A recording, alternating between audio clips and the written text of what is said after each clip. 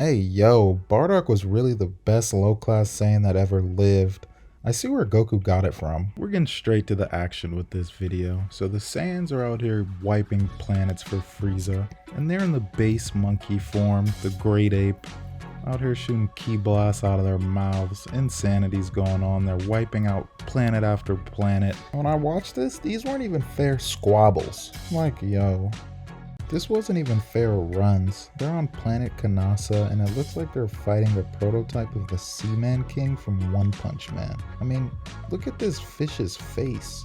Then he gets immediately stunned, and the Saiyans are out here looking like a scene off Planet of the Apes, terrorizing the city.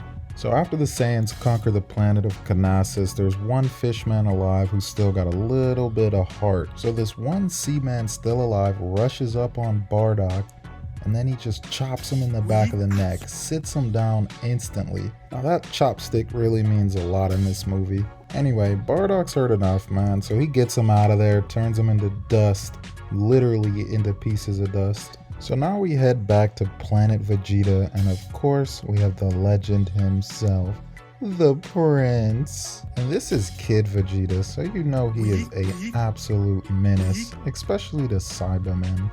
Now I just added this part in because I do rock with Vegeta. Wait, hold up. Was that Nappa with hair?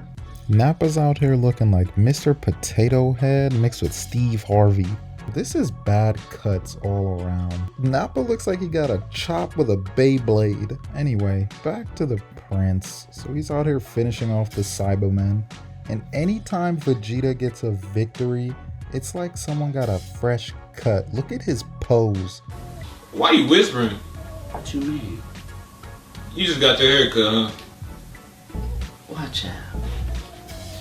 That is literally the definition of Vegeta's pose. So Bardock finally arrives and finds his fellow Saiyans annihilated at planet Meat. Pause. So Dodoria and a couple of Frieza's henchmen come down and finish off Bardock's allies. So obviously Bardock has to get his get back. Now the worst thing you can do in a DBZ fight is spam ki blast. The ki blast spam is an automatic L. I've never seen it work. And he's out of there, one down. Now we've got another incoming ki blast volley. So Bardock comes behind him and puts this man in a rear naked chokehold. Now this is just high IQ plays. So this henchman sends a ki blast at his own ally and he's over here smirking like he just finished off Bardock. This henchman is a noob. This is what we call friendly fire, man. So they finally catch Bardock with a mean knee to the face. They grab him up, put him in a full Nelson, body shot. And this body shot was so crazy, it didn't even give him a flashback. It let him see into the future of Goku versus Vegeta. Next thing you know, Bardock's getting socked left and right, up and down. And he pulls another high IQ play. Flips him over. Boom, another friendly fire. So Bardock with another top tier play finishes them off with a nasty ki blast.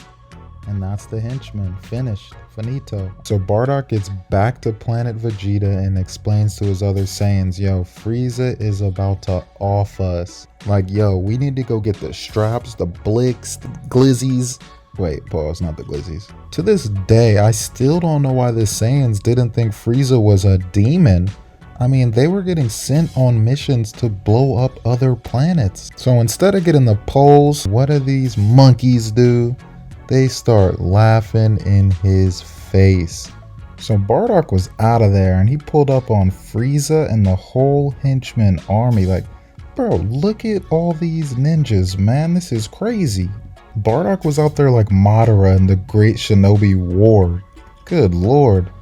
Anyway, so he finally slides through and the first person he sees gets a mean elbow looking like a UFC fight. I gotta give Bardock props though. He did pull up solo. He solo queued into a demon lobby with no teammates. And look how many noob henchmen are on him and he's carrying, looking like Derrick Henry out there. And Frieza's sick. And look at the run through how he's doing all these henchmen head after head after head. He's wildin'. Bardock really has 100 soldiers on him and he's calling out to Frieza like Hector versus Achilles. So Bardock really pulls up, gets all of them off one blast. 100 soldiers gone. I don't know, they're like magnets. They get right back to him somehow. And he finally gets to who he's waiting for, FRIEZA.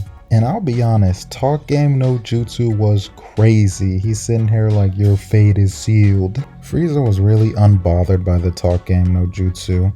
And of course, Bardock's still going, says, this is where it ends. And around this time in the series, FRIEZA was really radiating Black Force energy, man. This was Black FRIEZA, no cap. Look at his face. Like, you really should not get this much joy from blowing up a planet and killing all of your soldiers. So Bardock sends his strongest blast at FRIEZA, who's charging up with one finger and it's straight up absorbed. So Bardock finally realizes it's time and FRIEZA just does 1 point and it's all over. And realistically, one Saiyan's probably worth 1,000 henchmen, so... I mean, the henchman's battle power combines probably like 125. There's so many variables we have to factor in. I mean, Bardock never really stood a chance. FRIEZA had the high ground. He solo queued into the lobby, but hey, Goku's gonna get his get back, man. GG's, Bardock.